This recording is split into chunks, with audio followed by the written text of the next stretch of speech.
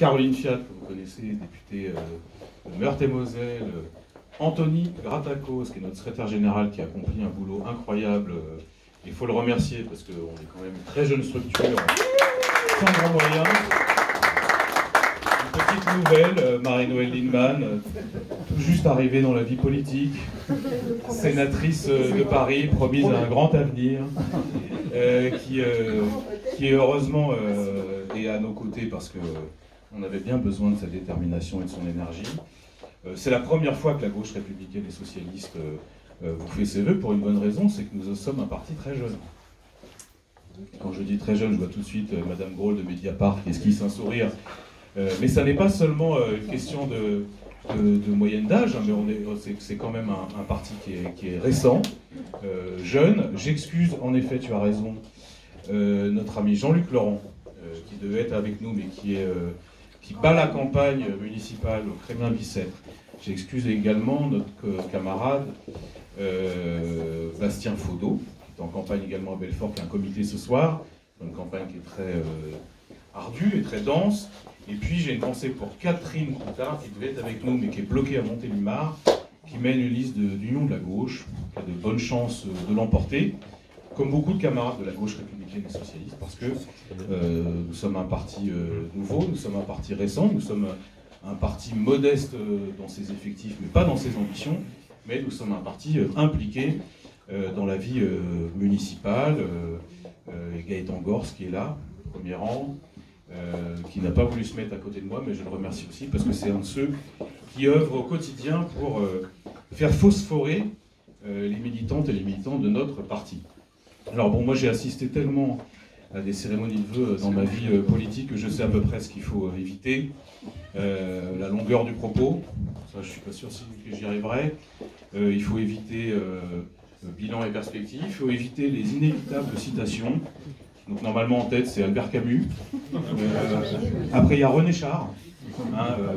Cours vers ton risque, bon, vous connaissez. Quand on est de gauche, il y a un peu Gramsci aussi. Et puis finir sur Jaurès, évidemment. Bon, j'essaierai d'éviter ça, non pas que ce soit des auteurs que j'aime pas, mais on essaie d'être le moins convenu possible, la gauche républicaine et socialiste. De la même façon, je ne me hasarderai pas à faire une liste de bonnes résolutions, parce qu'on les tient rarement. Je ne me hasarderai pas non plus à des pronostics qui sont généralement démentis. Ce que je sais en tout cas, c'est qu'il y a deux façons d'aborder une cérémonie de vœux. On va dire il y a la façon Alain Badiou, c'est-à-dire 2019 pire que prévu, 2020 prévoir le pire. Ça c'est une façon de rentrer dans l'année. Il y a aussi la façon Ségolène Royal, c'est-à-dire un soir de défaite, dire je vais vous conduire vers d'autres victoires. Je vais éviter et l'un et l'autre, parce que nous sommes un parti alors très volontaire, très déterminé, mais relativement lucide, et on sait bien que la réalité est toujours entre gris clair et gris foncé. La question c'est comment on fait pour être utile aux Françaises et aux Français, parce que c'est ce qui nous obsède, c'est ce qui nous motive au quotidien. Alors première chose, parce qu'on s'est beaucoup interrogé quand même à la fin de l'année sur ce qu'il convenait de faire et de dire dans ce premier trimestre. Et c'est presque paradoxal pour des militants qui croient à la possibilité du progrès comme nous. Mais moi, je pense qu'il y a autant de choses à préserver que de choses à conquérir. Et ce soir, je voudrais très rapidement parler des choses à préserver. Ça peut faire un peu conservateur, mais en même temps, quand on voit l'incroyable violence des attaques contre un certain nombre de choses qui nous ont été données ou qui ont été acquis par ceux qui nous ont précédés, bah, ça vaut la peine de se battre. La première chose qu'il faut préserver, évidemment, c'est la vie. Et à tous ceux qui font profession de scepticisme, l'Australie vient de donner une nouvelle preuve, vient d'administrer une nouvelle preuve que les dénégations sur l'urgence climatique aboutissent à des choses catastrophiques pour les gens et pour l'environnement. Alors il y a une prise de conscience, elle se vérifie évidemment chez les jeunes générations, pour tous ceux qui ont des enfants ici entre 10 et 15 ans, n'est-ce pas Johanna, voir que l'urgence écologique elle est perçue par les jeunes générations. Elle se retrouve dans les discours officiels des dirigeants, quels que soient les continents ou les puissances, mais la vérité c'est qu'il y a loin quand même des paroles aux actes.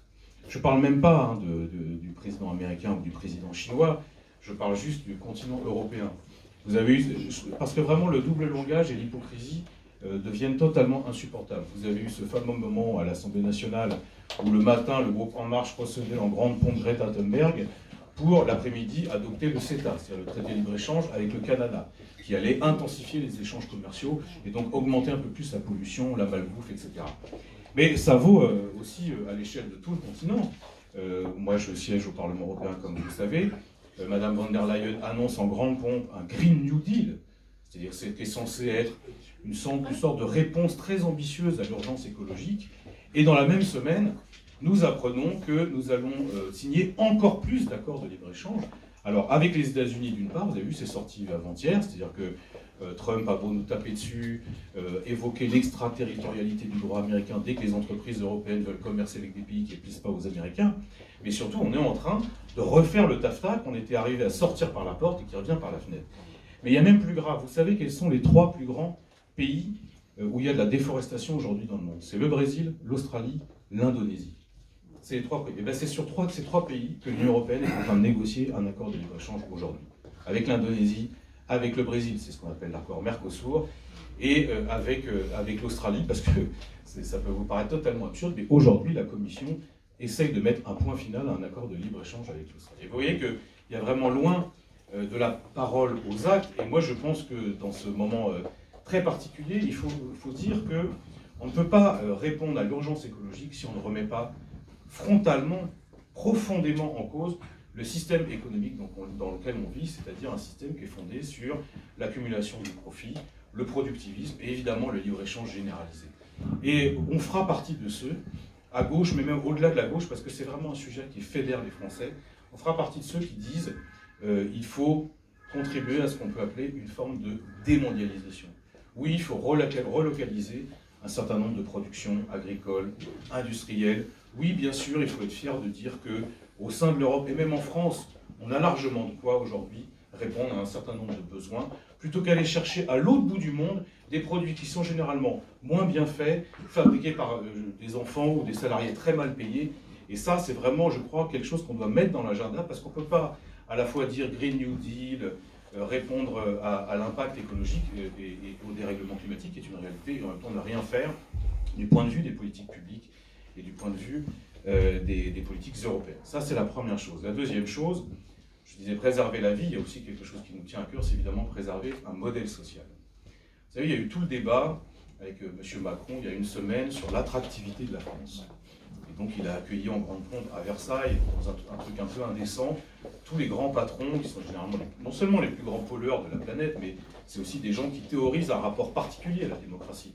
Regardez ce que dit le patron de Facebook, d'Amazon ou de Google sur l'inefficacité de la démocratie, la lenteur de la démocratie. Enfin, en tout cas, bref, il y a eu cette espèce de scénographie, et Macron s'enorgueillissant de renforcer l'attractivité française. Mais il y a quelque chose qu'il oublie profondément. Ben, déjà, une première chose qu'il oublie, c'est si vraiment on aime son pays, on défend son industrie, on ne vend pas des fleurons industriels à des étrangers. Parce que quand même, cette semaine, apprendre que l'ATCOR, secteur stratégique de la défense, est vendu à des Américains.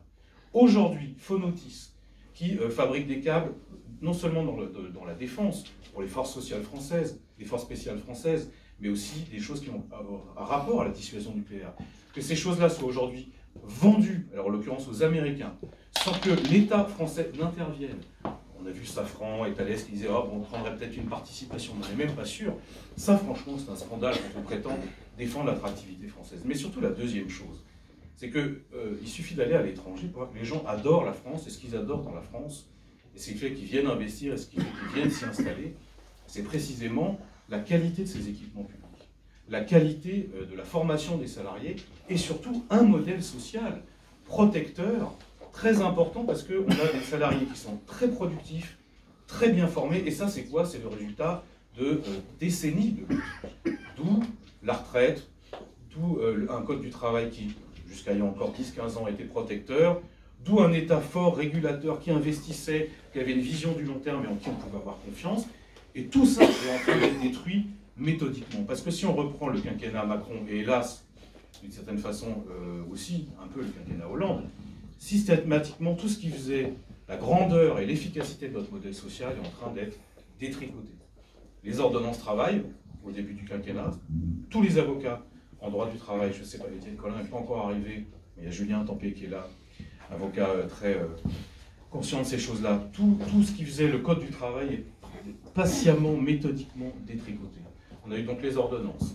On a eu la réforme de l'assurance chômage, on n'en a pas suffisamment parlé, mais non seulement c'est de la culpabilisation des chômeurs, mais c'est un appauvrissement général d'une partie de la population qui est la plus vulnérable. Aujourd'hui, les retraites, on voit bien ce que ça a de symbolique et d'important pour les Français. On voit bien, et je pense qu'on a réussi ce travail de conviction auprès des gens, ce que la retraite par points va apporter, comme si elle était adoptée, elle ne le sera pas, j'en suis sûr, de dégâts pour les Français, quel que soit leur niveau de vie. Parce que finalement, la seule chose d'universel dans cette retraite, c'est la baisse des pensions.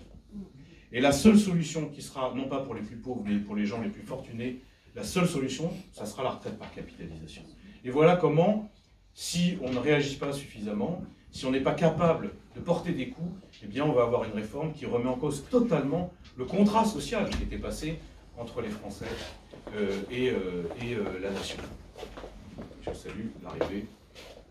Je ne la vois pas parce qu'elle est... En tout cas, salut à toi. Alors, le problème de cette réforme... Alors là, on rentre dans le dur parce que, bon, contrairement à ce qu'on dit, le mouvement ne s'essouffle absolument pas. Moi, je trouve qu'il prend des formes très diverses, souvent originales. Il s'étend à différents secteurs. Et ça, il faut être très à l'écoute, à la fois de ce qui se passe dans le monde enseignant, avec une souffrance très particulière, une acuité des problématiques qui vont croissantes. On a dans ce parti des camarades qui militent dans le stylo rouge. Et c'est un combat très noble et qui mérite d'être mis en exergue. On a aussi le monde hospitalier, Caroline le dit très régulièrement, et elle a raison. On n'arrive pas à avoir, ça c'est un point que tu as soulevé en tant que député, on n'arrive pas à avoir les statistiques, parce que comme vous le savez, les soignants, les médecins, quand ils sont en grève, ils exercent quand même leur métier.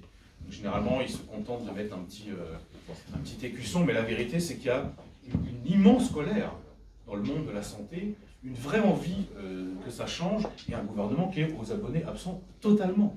Donc ça bouge dans l'éducation nationale, ça bouge dans le monde de la santé, ça bouge dans plein de professions. Moi je ne crois pas un instant que le mouvement va s'arrêter. Ce que je crois en revanche, c'est que le gouvernement, non seulement il a en face de lui cette opposition populaire et une colère qui s'ouvre, qui est puissante, qui est profonde, mais il fait preuve aussi, alors d'abord d'une provocation, du sens de la provocation, on le connaît chez Macron, mais là pour le coup d'un amateurisme, on pensait avoir quand même touché le fond, le sommet de l'amateurisme, on va dire, lors du dernier quinquennat, lors des derniers quinquennats, je ne veux pas être polémique. Et là quand même que le duo d'exécutifs, qui est présenté comme des technocrates très habiles, soit capable de se faire allumer à ce point par le Conseil d'État. Vous savez que le Conseil d'État, vous connaissez le langage des conseillers d'État. Il n'y en a pas encore dans cette salle, il y en a un qui va venir. Enfin, quand ils disent c'est un texte très lacunaire, ça veut dire en gros votre texte c'est de la merde. Et quand ils disent ça pourrait éventuellement poser des problèmes de constitutionnalité, ça veut dire là vous vous exposez à la sanction du juge constitutionnel à coup sûr. Donc c'est quand même la première fois qu'on va demander aux parlementaires de voter un texte à trous. Un texte à trous avec une étude d'impact qui fait 1000 pages que personne n'arrive à lire, où même Laurent Berger ce matin disait il y a quand même un problème dans cette étude d'impact que je n'ai pas fini de lire, c'est qu'en aucun cas elle prend en compte l'âge pivot ou l'âge d'équilibre, qui est pourtant censé être la pierre angulaire de la réforme. Donc, bref, ils font n'importe quoi, et ça aussi les Français le ressentent, et il va falloir, évidemment, parce que cette colère qui s'ouvre, même cette violence d'une certaine façon, hein, de gens qui se sentent maltraités, méprisés, elle affleure, on la ressent très profondément. En même temps, il ne s'agit pas seulement de l'accompagner, il faut aussi lui donner un débouché politique. On est des militantes et des militants politiques, on représente des organisations, mais à un moment, une organisation politique ne se contente pas d'accompagner un mouvement. Elle donne des directions, elle donne des débouchés. C'est pour ça que moi, toutes les initiatives unitaires qui sont prises sur ces sujets, aussi bien sur le sujet de la retraite que sur la mobilisation nécessaire sur Aéroport de Paris, parce que c'est la même logique, hein, c'est l'extension infinie du marché. Tout ça, c'est bon à prendre. Et vous savez, nous, à la gauche républicaine et socialiste, citoyenne aussi, hein, cette aspiration unitaire, nous la portons inlassablement. Je sais bien que c'est difficile à gauche, je sais bien d'ailleurs que parfois pour certaines personnes, parmi les plus jeunes, le clivage droite-gauche, c'est pas si évident. Enfin, il y a aussi beaucoup de gens qui nous interpellent en disant bon, il serait peut-être temps d'arrêter les conneries. Vous avez en face de vous et Macron et Le Pen, peut-être qu'à un moment quand même, on pourrait au moins se serrer les coudes. Alors, ça ne sera pas le cas partout au municipal. Mais sur le combat des retraites, on peut dire, selon la bonne vieille formule dont M. Mestre du Monde connaît forcément l'origine, on marche parfois séparément, mais en tout cas, il faut frapper ensemble. Ça, c'est pour ceux qui sont familiers de l'extrême gauche et des grands penseurs, mais il y en a des grands penseurs dans cette famille politique. Nous, au municipal, c'est ce qu'on essaie de faire. Partout où l'union est possible, il faut la faire. Et surtout, et ça c'était quelque chose dont on avait discuté dès dès la rentrée dernière, partout où il y a un risque de faire gagner la droite, quand je dis la droite, c'est LR et LREM évidemment, ou l'extrême droite, alors on arrête les conneries. Et on cherche des stratégies d'union le plus large possible, quels que soient les désaccords sur tel ou tel point. Là on parle de municipal, vous voyez bien l'enjeu, et il s'agit quand même d'être efficace. Donc ça, je l'assume complètement, et je remercie tous les camarades, il y en a plein qui sont investis dans les municipales, dont je sais qu'ils ont parfois eu des difficultés, parce que c'est pas facile d'essayer de mettre tout le monde d'accord, mais qui y sont parvenus dans leur ville, dans leur village, dans leur métropole. Je les en remercie parce que c'est aussi répondre à une aspiration des Français pour mettre des coups, enfin, frapper ensemble, c'est bien ça que ça veut dire, à la politique gouvernementale. Dernier point, vous voyez, j'étais finalement rapide. Je disais préserver la vie, préserver notre modèle social. Il y a un point qui est pas, enfin, dont moi je ne parle pas facilement, mais la lecture du livre de François Sureau, qui est quand même pas quelqu'un, c'est pas une référence pour la gauche française, m'a quand même beaucoup frappé sur la liberté. Et je crois qu'en effet, parfois ça paraît tellement évident qu'on n'en dit pas assez. Oui, il y a quelque chose de très sacré à préserver, ce sont les libertés publiques. Et là, on a quand même, dans tous les pays européens, mais singulièrement en France, et c'est justement parce qu'on a une haute idée de la France qu'on trouve insupportable, une dérive, un grignotage progressif, insidieux, parfois presque invisible, des libertés fondamentales qui est insupportable. Je pense à la loi sur l'état d'urgence, je pense à la loi dite anti-casseurs, mais qui en gros fait de n'importe quel manifestant un suspect potentiel. Je pense et même à la loi sur les fake news, la loi sur les discours haineux. Il y a quand même quelque chose de l'ordre, non pas d'une... Je n'irai pas jusqu'à dire qu'il y a une dérive autoritaire, en tout cas, encore qu'on n'est pas loin, hein. Mais même le simple fait qu'on ait des forces de l'ordre qui aujourd'hui soient armées avec des armes de guerre. Tout ça interpelle profondément ceux qui aiment la France, notamment au niveau européen, et je crois que ça, pour le coup, il va falloir qu'on soit de nouveau des militants de la liberté. Alors la liberté, c'est pas seulement la liberté fondamentale telle que je viens de l'exprimer, c'est aussi des choses toutes simples, comme par exemple la liberté de création. Moi je comprends, je vous le dis, je trouve ça ahurissant que dans notre pays, il y ait aujourd'hui des pièces de théâtre qui soient interdites, ou qui fassent l'objet de boycotts sous prétexte que l'auteur ou la mise en scène ne plaît pas à telle ou telle organisation. Je trouve ça vraiment, c'est quelque chose qui est insupportable pour nous. Et puis il y a évidemment la liberté d'expression. Et là aussi, elle a du plomb dans l'aile, la liberté d'expression. On a commémoré assez discrètement, je trouve, les 5 ans des attentats de Charlie, mais on a quand même l'impression que ce message-là, qui avait quand même mobilisé les Français, je ne sais pas combien, 1 million de Français dans les rues de Paris, tout ce message-là, progressivement s'est dilué, a été oublié. Et ben, il faut le remettre sur le devant de la scène. Liberté de création, liberté d'expression. Et évidemment, parce que c'est lié, la laïcité. Ça ne nous aura pas échappé, pour ceux qui nous suivent, que sur ce sujet, nous sommes particulièrement tatillons. Et pourquoi? Tout simplement parce que nous avons le sentiment que la vigilance laïque baisse dans les organisations de gauche, qu'elles soient syndicales, qu'elles soient politiques, ou que ce soit des associations qui ont pignon sur rue. Et ça, pour nous, c'est insupportable parce que ça va à l'encontre de tout ce que nous souhaitons pour la reconquête républicaine, qui sera de toute façon, qui est à mon avis la seule voie possible pour la gauche si elle veut l'emporter en 2022. C'est vraiment une république forte qui est assise sur un certain nombre de principes, et parmi ceux-là, il y a incontestablement la laïcité. Et je trouve insupportable que des gens aujourd'hui, parce qu'ils expriment une position, on va dire, de défiance, voire même d'injures par rapport à la religion, fassent l'objet de menaces de mort ou de poursuites ou je ne sais quoi. Ça c'est insupportable, et ça devrait être insupportable pour tous les Français qui, il y a 5 ans, précisément, se mobilisaient là-dessus. Parce que Charlie Hebdo ne faisait pas de quartier au curé et au cul béni.